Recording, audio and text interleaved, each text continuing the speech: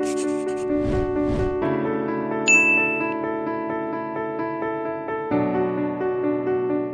title of my poem is A Father, a Blessing.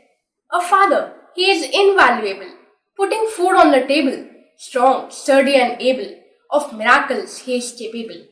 A father, he is a guide, leading his children to success in life. He is always there at their side, for their every need he provides. A father, he is a friend, a precious gift that God has sent.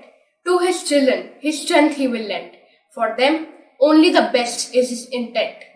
A father, he may be strict, but he is a divine gift.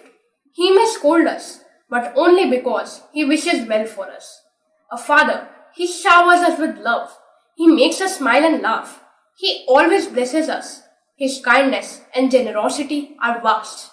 We can never repay them with money, gold or gems. We can give them to our fullest, love and gratitude for being the best. On this day, their special day, to fathers all over the world. Happy Father's Day with all of our love. Thank you.